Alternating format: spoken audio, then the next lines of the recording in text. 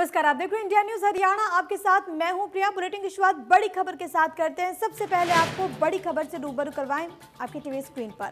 अब शनिवार और रविवार को लॉकडाउन नहीं रहेगा। एक महत्वपूर्ण फैसला लिया गया है। शनिवार और रविवार को मॉल्स और दुकानें खुलेंगी, लेकिन शहरी क्षेत्रों में सोमवार और मंगलवार को दुकानें बंद रहेंगी। अब शनिवार और रविवार को लॉकडाउन नहीं, ये एक बड़ी खबर निकलकर सामने आ रही है, क्योंकि इससे पहले जिस तरीके से सरकार के द्वारा ये फैसला लिया गया था, उसके बाद व्यापारियों का एक वर्ग जो कि इसको लेकर लगातार विरोध दर्ज करा रहा था, क्योंकि उनका ये कहना था कि पहले ही लॉकडाउन में आर्थिक तौर पर बहुत ज़्यादा नुकसान पहुंचा है, और क्योंकि शनिवार और रविवार को ज़्यादा लोग अपने घरों से बाहर निकलते हैं, और इसी वजह से अगर उस दिन दुकानें बंद रहेंगी, अगर उस दिन लॉकडाउन रहेगा, तो जाहिर तौर पर इकोनॉमिकली आर्थिक तौर पर उन्हें बहुत ज़्यादा नुकसान होगा। ये उनके द्वारा ये बात कही गई थी, जिसको देखते हुए, तमाम चीज़ों को देखते हुए, वस्तु स्थिति को देखते हुए सरकार के द्वारा से ये फैसला लिया गया है कि जो आदेश पहले वीकेंड लॉकडाउन का, यानी कि शनिवार और रविवार को बंद का लॉकडाउन का जो आदेश दिया गया था, उसे वापस ले लिया गया है। और अब जो नया आदेश है उसके अनुसार अब जो लॉकडाउन है वो शहरी क्षेत्र में मंगलवार और सोमवार को रहेंगे। हालांकि अगर सोमवार की बात करें तो कई दुकानें ऑलरेडी बंद रहती हैं, और मंगलवार को भी कई इलाकों की दुकानें बंद रहती हैं, और इसी वजह से ये फैसला लिया गया कि जो अर्बन एरियाज हैं, जो शहरी क्षेत्र हैं, वहाँ पर जो लॉकडाउन है, वहाँ पर जो दुकानें हैं, जाहिर तौर पर वो इन दोनों दिनों में, यानी कि सोमवार और मंगलवार को बंद रहेंगी। हालांकि इस दौरान जो इसेंशियल सर्विसेज से जो जुड़ी जो दुकानें हैं, डेली नीड्स की जो दुकानें हैं, वो ज़रूर यहाँ पर खुली रहेंगी। और इस बीच भिवानी से एक बड़ी जानकारी मिल रही है, आपको इससे भी रूबरू करवा देते हैं आपकी टीवी स्क्रीन पर। आपको ये बताएं कि 1 सितंबर से ग्रेजुएशन फाइनल ईयर की परीक्षा, 1 से 17 सितंबर तक परीक्षाएं चलेंगी। CBLU के 42 कॉलेज के करीब 15,000 परीक्षार्थी इसमें परीक्षा देंगे। ये आपको बड़ी जानकारी दे रहे हैं। साथ ही साथ आपको ये बताते चले कि एक कमरे में 20 परीक्षार्थी ही परीक्षा देंगे। हर परीक्षा कक्ष को सैनिटाइज किया जाएगा। ये भी बात निकलकर सामने आ रही है, क्योंकि इस वक्त कोरोना काल चल रहा है, और ऐसे में जिस तरीके से परीक्षा का आयोजन होगा एक चुनौती भी, लेकिन इसको देखते हुए वहाँ पर तमाम तरह के गाइडलाइंस 1 से 17 सितंबर तक ये जो परीक्षाएं हैं वो चलेंगी। CBLU के करीब 15,000 ऐसे परीक्षार्थी जो कि परीक्षा देंगे। एक कमरे में 20 परीक्षार्थी को ही बिठाया जाएगा, वो परीक्षा देंगे, और ये वहाँ पर सुनिश्चित किया जाएगा कि जितने भी वहाँ पर कैंडिडेट्स हैं वो बाकायदा शारीरिक दूरी, फिजिकल डिस्टेंसिंग का ख्याल रखें, उसकी पालना हो। इसको लेकर भी वहाँ पर व्यवस्थाएं बनाई जा रही हैं। एक कमरे में मात्र 20 ही कैंडिडेट्स को बिठाया जाएगा। इसके अलावा वहाँ पर लगातार सैनिटाइजेशन होगा। इसके अलावा जो भी वहाँ पर कैंडिडेट्स पहुँचेंगे वो मास्क लगाकर ही पहुँचेंगे, उसकी अनिवार्यता है, और इसको लेकर भी वहाँ पर तमाम जो गाइडलाइंस है उसकी पालना हो रही है। तमाम तरह के वहाँ पर जो व्यवस्थाएं हैं वो सुनिश्चित की जाएगी। इसको लेकर भी वहाँ पर प्रबंधन के द्वारा तमाम तरह के कदम जो हैं वो उठाए जा रहे हैं। और इधर आपको बताएं कि करनाल में नहीं रुक रहा कोरोना का कहर। बड़ी खबर आपको दे रहे हैं। जिले में कोरोना से 3 लोगों ने जान गंवा दी है। मृतकों का आंकड़ा बहुत तेजी के साथ बढ़ता हुआ करनाल में जो हालात हैं वो चिंताजनक, क्योंकि लगातार जो नए मामले वो रिपोर्ट तो हो रहे हैं, लेकिन अब मृतकों की संख्या जो है उसमें भी इजाफा देखने को मिल रहा है। कोरोना के 80 नए मामले जिले से रिपोर्ट हुए हैं। लगातार मामले बहुत तेजी के साथ यहाँ पर बढ़ते हुए, जिसने बहुत ज़्यादा चुनौतियों को पेश कर दिया है। वहाँ पर 3 लोगों ने जान गंवा दी कोविड-19 की जद में आने से, तो वहीं 80 नए मामले रिपोर्ट हुए हैं ज़िले के अलग अलग हिस्सों से, जिसके बाद उन तमाम इलाकों को सैनिटाइज किया जा रहा है जहाँ से ये मरीज ताल्लुक़ रखते हैं। उन लोगों को लगातार क्वारंटीन किया जा रहा है जो लोग इनके कांटेक्ट में आए। मामले बहुत तेज़ी के साथ बढ़ते हुए करनाल में आपको ये बताएं कि कोरोना का कहर जो है वो कम होने का नाम नहीं ले रहा। कोविड-19 लगातार अपने पांव पसारता हुआ, और अब मृतकों की संख्या जो है वो भी बहुत तेज़ी के साथ यहाँ पर बढ़ रही है, जिसके बाद हड़कंप मच गया। फिलहाल आपको ये बताएं कि मौजूदा परिस्थितियों के मद्देनज़र जो ज़िला प्रशासन है, जो स्वास्थ्य महकमा है, वो पूरी तरीके से अलर्ट भी नज़र आ रहा है। करनाल में नहीं रुक रहा कोरोना का कहर। लगातार मामले बहुत तेज़ी के साथ बढ़ रहे हैं। तो कोरोना का कहर करनाल में लगातार जारी। मेरे सहयोगी की रिपोर्ट आपको देखनी चाहिए।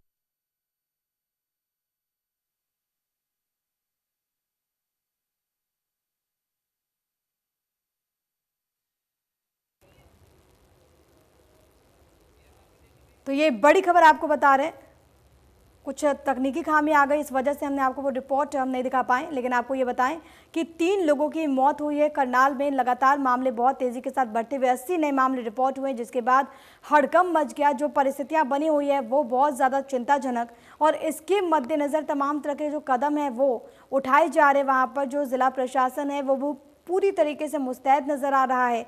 लेकिन इन सब के बीच तमाम तरह के जो भी कदम उठाए जा रहे हैं उससे बहुत ज़्यादा इम्पॉर्टेंट हो जाता है, बहुत ज़्यादा महत्वपूर्ण हो जाता है कि आम जनता उसमें अपनी सहभागिता सुनिश्चित करे, तभी जाकर ये जो परिस्थितियां हैं वो बदलेगी। कोरोना के 80 नए मामले यहाँ पर रिपोर्ट हुए हैं। करनाल में कोरोना का कहर जो है वो लगातार जारी है।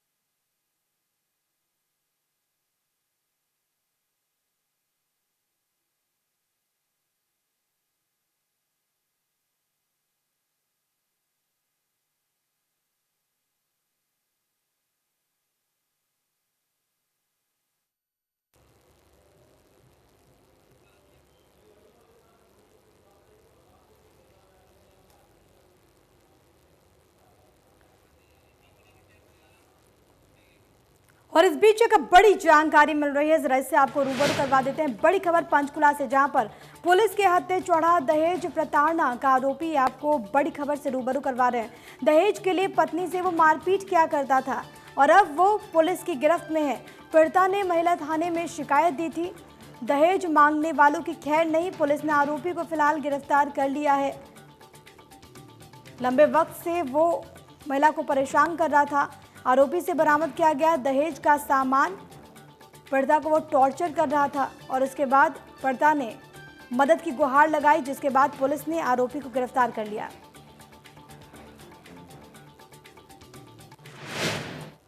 और इस बीच एक बड़ी खबर रोहतक से मिल रही है, जरा ये भी आपको बता देते हैं। आपकी टीवी स्क्रीन पर ये बड़ी खबर आपको रोहतक से दे रहे हैं, जहां पर खेत में मिले युवक के शव की शिनाख्त। ये आपको बड़ी खबर दे रहा है। कंसाला गांव के खेतों में युवक का दरअसल शव मिला था। यूपी के अंकित बताया जा रहा है वो शख्स। पहले मारपीट, फिर गला घोंटकर उसकी हत्या। ये आपको बड़ी जानकारी दे रहे हैं। पिता ने चाचा, ससुर और उनके बेटों पर लगाया हत्या का आरोप। ये आपको बड़ी खबर दे रहा है आपकी टीवी स्क्रीन पर। ये बड़ी जानकारी रोहतक से, जहां पर खेत में मिले युवक के शव की शिनाख्त हो गई है। कंसाला गांव के खेतों में दरअसल युवक का शव मिला था। रोहतक का ये पूरा मामला, क्योंकि जिस तरीके से शव की बरामदगी हुई उसके बाद हड़कंप मच गया। पहले मारपीट, फिर गला घोंटकर हत्या का ये पूरा मामला, और पिता ने चाचा, ससुर और उनके बेटों पर हत्या के आरोप लगाए हैं। चलिए अब बात कर लेते हैं भिवानी की, जहां पर सीआईए को मिली कामयाबी। चोरी और लूटपाट के 6 आरोपियों को गिरफ्तार किया गया है। आरोपियों से एक स्कॉर्पियो गाड़ी की बरामदगी हुई। 18 अगस्त की रात बहल में लूटपाट की घटना को अंजाम दिया गया था और अब पुलिस ने शिकंजा कसते हुए आरोपी को गिरफ्तार किया है। एक स्कॉर्पियो गाड़ी की बरामदगी भी हुई है। फिलहाल लगातार पूछताछ जारी है कि और कौन कौन से लोग इस गिरोह का हिस्सा। 6 आरोपी को गिरफ्तार किया गया है। चोरी और लूट की कई वारदातों को इन्होंने अंजाम दिया। लंबे वक्त से टीम को इसकी तलाश थी और अब आखिरकार सीआईए के हाथों ये बड़ी कामयाबी लगी है। चलिए बात कर लेते हैं पानीपत की, जहां पर झोला छाप डॉक्टर के खिलाफ कार्रवाई की गई है। क्लिनिक को भी सील किया गया। गैर कानूनी तरीके से लिंग जांच वो करता था। स्वास्थ्य विभाग ने एमटीपी किट की बरामदगी की है। डॉक्टर के पास कोई डिग्री नहीं, सिर्फ 12वीं पास है वो झोला छाप डॉक्टर, और उसने ना जाने कितने लोगों को यहाँ पर बहलाया फुसलाया होगा, कितने लोगों को इलाज के नाम पर ठगा होगा उस डॉक्टर ने, और अब उसके खिलाफ ये कार्रवाई की गई है। ड्यूटी मजिस्ट्रेट और पुलिस की मौजूदगी में क्लिनिक सील कर डॉक्टर को गिरफ्तार कर लिया गया है। जबकि सीएमओ ने बताया कि डॉक्टर के पास कोई डिग्री ही नहीं थी, सिर्फ वो 12वीं पास है और यहाँ पर क्लिनिक खोलकर वो लोगों का इलाज कर रहा था। पानीपत से पूरा मामला निकलकर सामने आया है। हालांकि कोई पहली खबर नहीं है, क्योंकि इससे पहले भी कई झोलाछाप डॉक्टर्स निकलकर सामने आए हैं जिन पर यह कार्रवाई की गई है। महेंद्रगढ़ में यूपी की युवती ने सिटी चौकी में पहुंचकर बंधक बनाकर वेश्यावृत्ति करने का एक महिला पर आरोप लगाया है। युवती ने बताया कि शहर में सेक्स रैकेट चल रहा है। पुलिस ने आरोपी महिला के खिलाफ मुकदमा दर्ज किया। डीएसपी ने बताया कि पीड़ित युवती यूपी के गांव बलिया की निवासी है। किसी तरह से भागकर यहां तक पहुंची। उसे एक महिला ने जबरदस्ती बंधक बना रखा था। मना करने पर जान से मारने की धमकी भी उसे दी जा रही थी।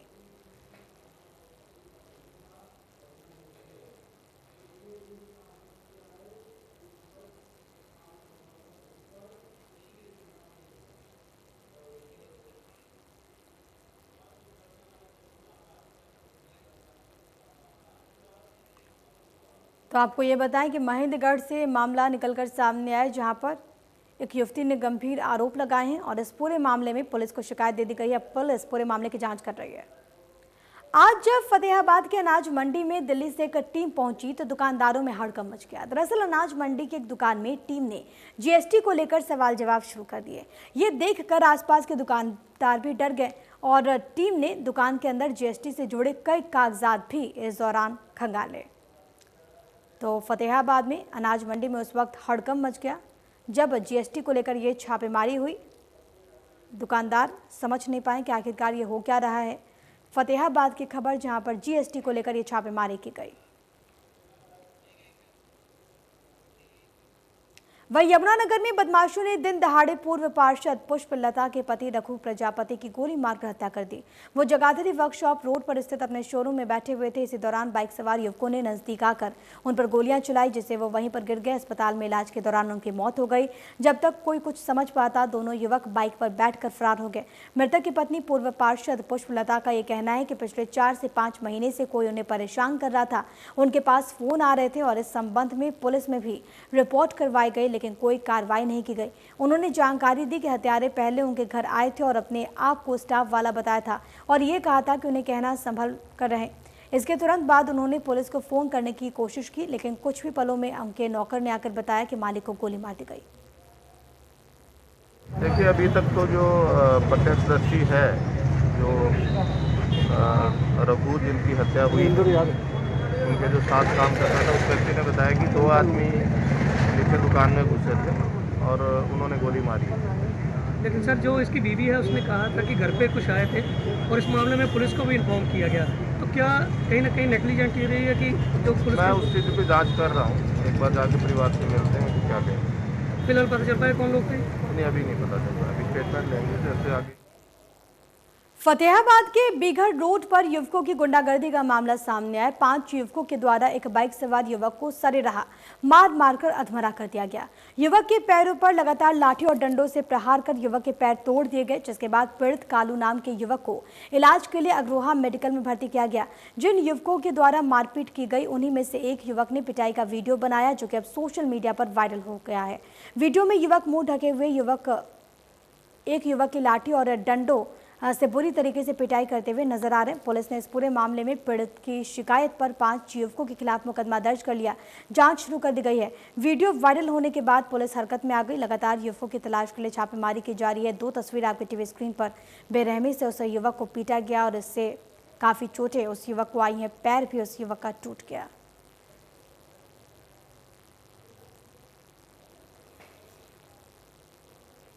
जो जिसके साथ कल बिगड़ गांव में कोई मारपीट की गई, जिसका वीडियो वायरल हुआ है, जिसने पुलिस को सूचना दी है, जिसमें बयान दर्ज कर मुकदमा दर्ज कर लिया है। 5 लड़के हैं जिनके खिलाफ मुकदमा दर्ज कर लिया है। तो शिकायत में क्या बताया सर पीड़ित ने? उसको उसकी बाइक को रोककर उनके साथ मारपीट करी है। अभी पूरी डिटेल में इन्वेस्टिगेशन हो जाएगी।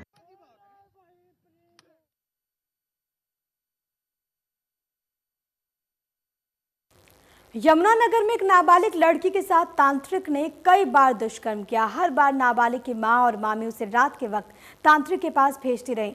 अंधविश्वास में डूबी उसकी मां ने मामी के कहने पर बच्ची को एक तांत्रिक को सौंप दिया था। तंत्र मंत्र के नाम पर उसके साथ गलत काम होता रहा। यौन शोषण की पूरी बात मां को बताती भी रही, लेकिन मां को लगता रहा कि कुछ गलत नहीं हो रहा। फिर जब यह बात पिता को पता चली तो पुलिस को शिकायत दी गई। अब पीड़िता की मां, मामी और तांत्रिक के खिलाफ पॉक्सो एक्ट और आईपीसी की धारा 506 के तहत मुकदमा दर्ज कर लिया है। जानकारी ये भी मिल रही है कि जठलाना थाना एरिया के एक गांव की 17 साल की नाबालिग के पेट में दर्द हुआ था। इस पर उसकी मां ने अल्ट्रासाउंड करवाया, जहां पर उसकी रिपोर्ट में रसोली और पथरी बताई गई।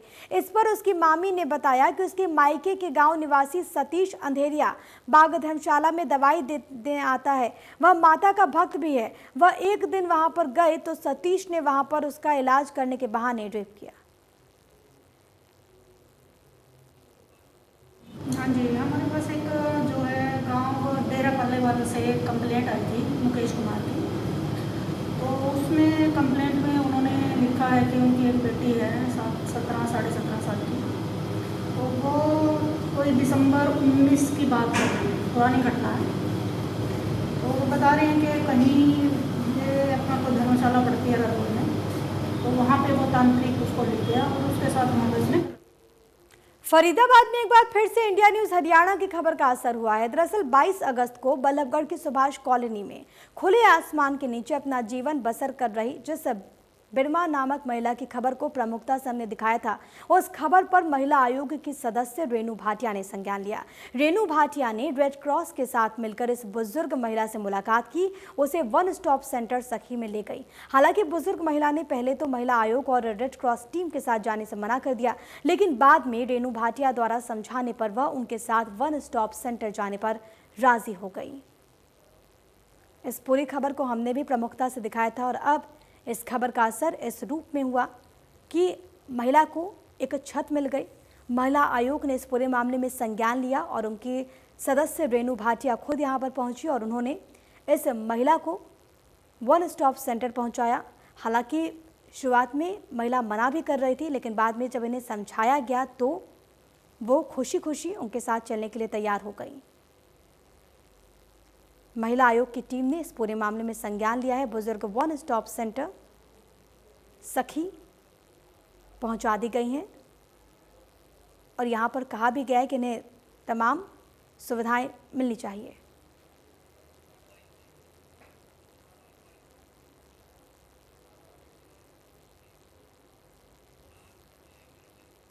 और अब एक नजर हेडलाइंस पे। प्रस्तुत करता है हेम पुष्पा। इम्यूनिटी बढ़ाए, स्वस्थ बनाए, महिलाओं